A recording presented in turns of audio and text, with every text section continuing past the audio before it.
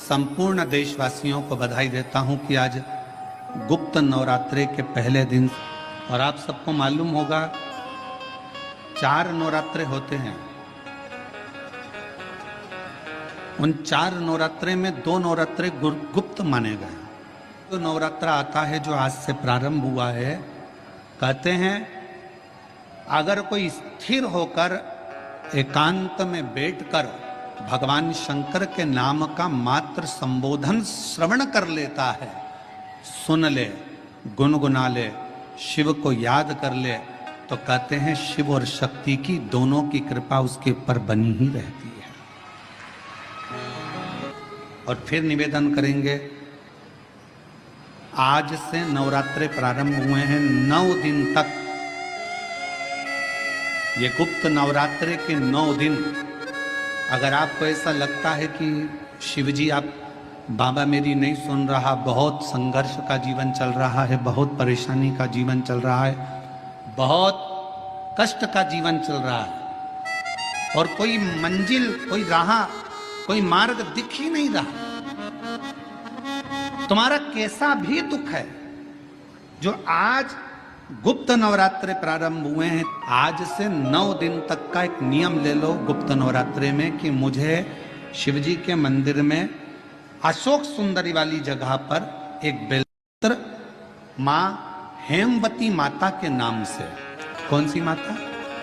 हेमवती, माँ हेमवती के नाम से एक बेलपत्र अशोक सुंदरी वाली जगह पर समर्पित करूंगी। 9 दिन का एक नियम धारण करो और 12वें या 15वें दिन आप देखिए आपका जो दुख है मेरा बाबा उसको काट कर ही रहा। गुप्त नवरात्रे जो आज से प्रारंभ हुए हैं, गुप्त नवरात्रे तो नवरात्रा है। इस नवरात्रे में हेमवती माता का स्मरण करना, एक बेलपत्र का पूजन करना, या एक बेलपत्र के वृक्ष के नीचे आप 9 दिन तक भी, अगर मंदिर तक भी नहीं जा सकते, मंदिर में आप बेलपत्र रखने नहीं जा सकते, तो आपके घर के आंगन में, द्वारे पर, बगीचे में, आपके घर के पास अगर कोई बेलपत्र का पौधा है, वृक्ष है, उस बेलपत्र के वृक्ष के सामने एक बेलपत्र का पत्ता रखकर भी अगर आप उस पर जल चढ़ा रहे हैं या पूजन कर रहे हैं हेमवती माता के नाम से, तो उसका फल आपको मिलेगा। और मान लो बेलपत्र का वृक्ष भी नहीं है, हम मंदिर भी नहीं जा सकते, हम कहीं नहीं जा सकते, घर से बाहर कैसे निकलें? पानी तेज है, जलवृष्टि हो रही है, बहुत सा पानी है, तो क्या करें?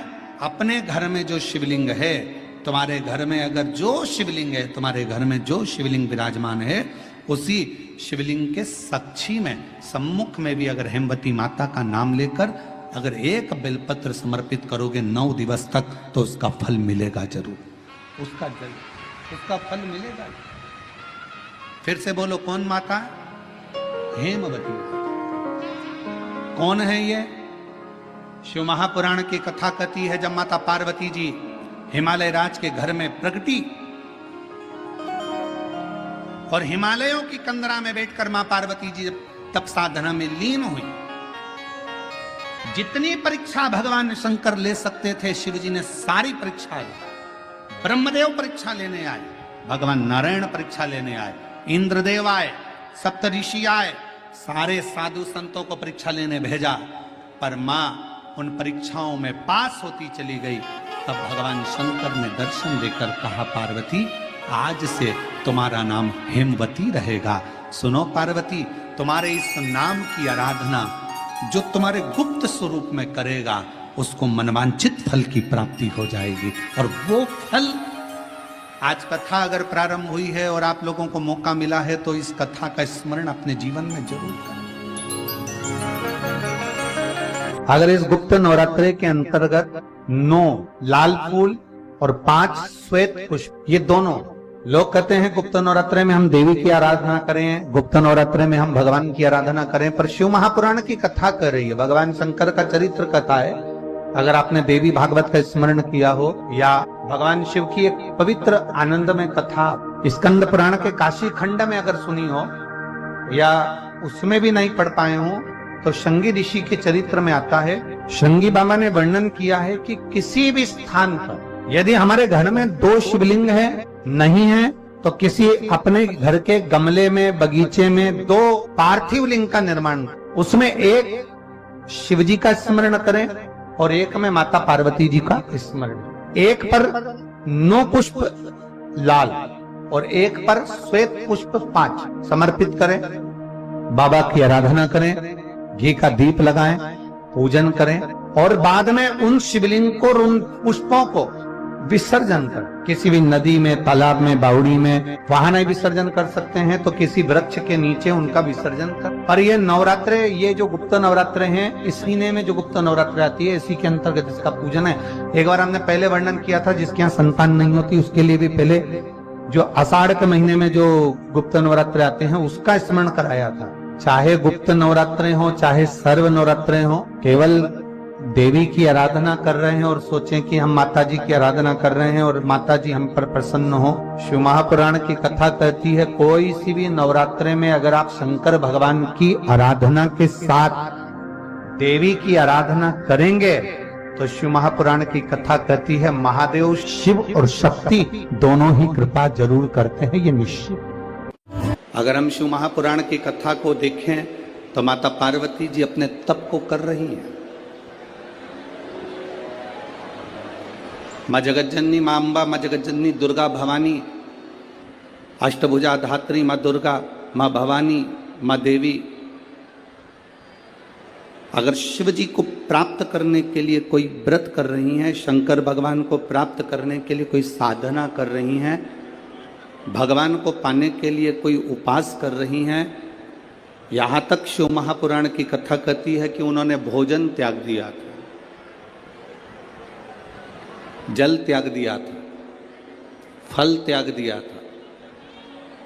शिव महापुराण की कथा कहती है केवल वृक्ष की पत्तियों को ग्रहण करती थी, वृक्ष की पत्ती को भी छोड़ दिया था।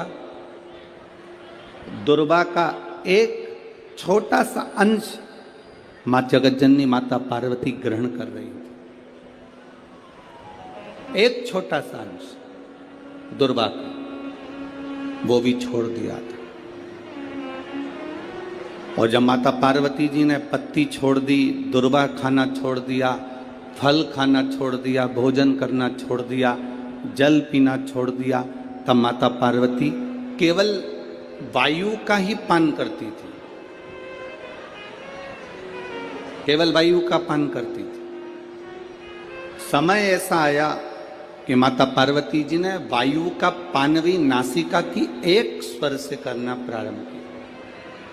धीरे धीरे माता पार्वती जी ने वायु को भी अपने अंदर रोक लिया। तब देवादिदेव महादेव पार्वती जी के सम्मुख में प्रकट हुआ और शिव जी ने पार्वती को वर प्रदान किया। शंकर जी कहते हैं, सुनो पार्वती, तुमने मेरी आराधना करी है, तुमने मेरी साधना करी है, मेरी साधना इतनी बलवान तुमने करी है कि तुम्हारी शक्ति प्रबल हो गई। पार्वती, आज मैं तुमको 2 वर देता हूं। मेरी विदर्भ की माताओं, नागपुर नगर की मेरी जीजियों और नागपुर नगर के मेरे जितने भाई लोग बैठे हैं, मेरे जीजाओं, बड़े सावधानी से कथा सुनना। इस नवरात्रे के अवसर पर दिल से सुन लिया तो निश्चित है आपकी झोली खाली नहीं रहेगी, मेरा देवादिदेव महादेव भर कर ही भेजेगा। ये रीते ही आगे भारत खाली ना जाता कोई दर से तुम्हारे, खाली ना जाता कोई दर से तुम्हारे, मैं भी खड़ी हूँ नन्ही बाहें पसारे, अपने हृदय से लगा लो गिरा जा रहा हूँ, उठा लो प्रभु अपने दर से अब तो न टालो, गिरी जा रही हो उठा लो। शिवजी ने माता पार्वती को 2 वर दिए और वो दोनों वर आपके ध्यान में रहना चाहिए, आपके स्मरण में रहना चाहिए। शंकर भगवान ने माता पार्वती को 2 वर दिए जब माता पार्वती ने तप साधना करी। पहला वर मां पार्वती जी को देते हैं भगवान देवादिदेव महादेव, जो नारी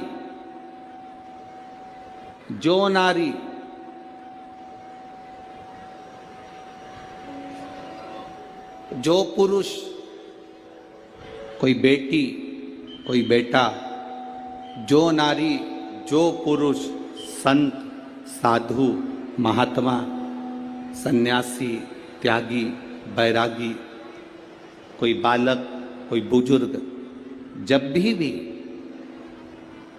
किसी व्रत को धारण करेगा,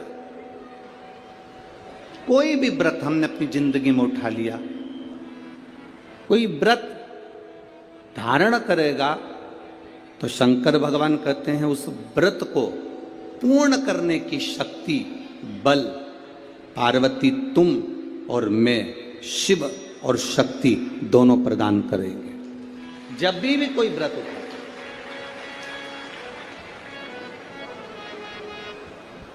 आपने अगर कोई नियम ले लिया अपनी जिंदगी में कि मुझे ये कार्य करना है, तो वो कार्य पूर्ण करने की जवाबदारी भोलेनाथ जी की। आप अपनी मेहनत करो, आप अपना कर्म करो, अपने कर्म में कभी पीछे मत हटो, अपनी मेहनत में कभी पीछे मत हटो। आपने सोच लिया कि मुझे डॉक्टर बनना है, आपने सोच लिया कि मुझे इंजीनियर बनना है, आपने सोच लिया कि मुझे एक अच्छा अधिकारी बनना है, तो मेहनत तुम्हें करना है। जितनी कर सकते हो उतनी मेहनत करो, जितना कर्म कर सकते हो उतना कर्म करो, जितनी पढ़ाई कर सकते हो उतनी पढ़ाई करो। किसी आडंबर में पढ़कर कोई तुमसे कह दे कि मेरे पास आकर बैठ जाना, मैं तुमको ऐसा भभूति बनाकर दे दूंगा कि जिससे तुम पास हो जाओगे या